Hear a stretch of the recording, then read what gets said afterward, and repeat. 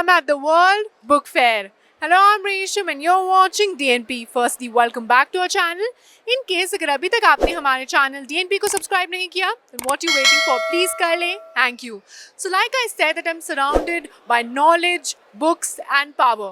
और अगर मैं इस fair में हूँ and I don't speak to someone who excels in this field, that is in education and books, it won't be fair, right? So उसी के लिए I'm going to speak to Mr. Yuvraj Malik, who's actually the director of National Book Trust of India, and know his point of view about life after COVID, about books, knowledge and everything in detail. So for that, let's jump in. नमस्कार DNP news network में आपका स्वागत है। हमारे साथ हैं national book trust के president युवराज Malik ji.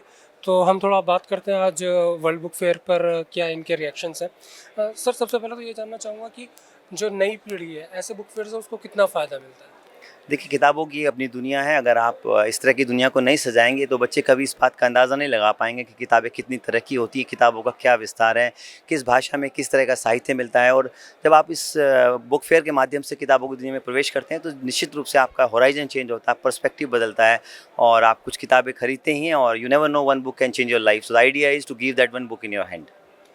Sir, बात करें कोरोना पीरियड की, तो कोरोना के बाद में स्टूडेंट्स की रीडिंग हैबिट्स में किस तरीके का बदलाव देखने को मिल रहा है? देखिए, कोरोना एक ऐसी घटना थी जो किसी ने शायद सोचा भी नहीं था, लेकिन उस दौर में लोगों ने टेक्निकल या डिजिटल फॉर्मेट को अडॉप्ट किया, ई बुक्स में चले गए।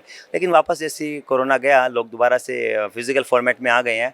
तो फ़ायदा ये हुआ कि लोगों ने ई बुक्स और ई फॉर्मेट को अपने लाइफ में एब्जॉर्ब कर लिया। तो दोनों के लिए अब जगह है, फिजिकल बुक्स के लिए भी और ई फॉर्मेट के लिए भी। और आने वाले समय में दोनों किताबों की अपनी अपनी रिलेवेंस है और काफ़ी स्पेस है, उसमें कोई ऐसी बात नहीं है।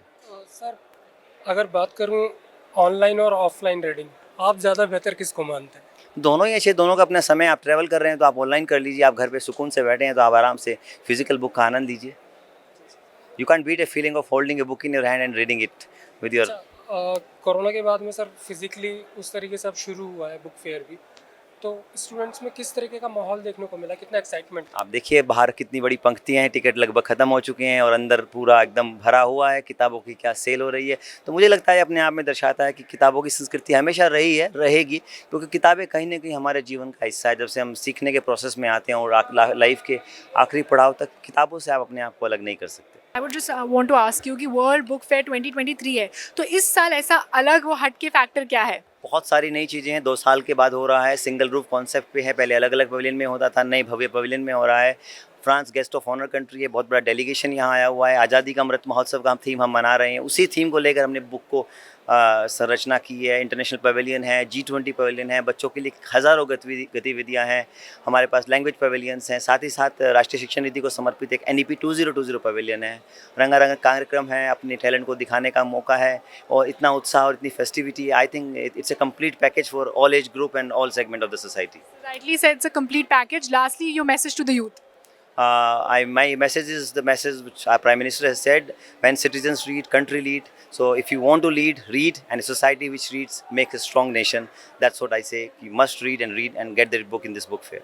So like he said, you must read and lead, and that's what. Thank you so much, sir, for connecting with us. It was a pleasure. Thank you, sir.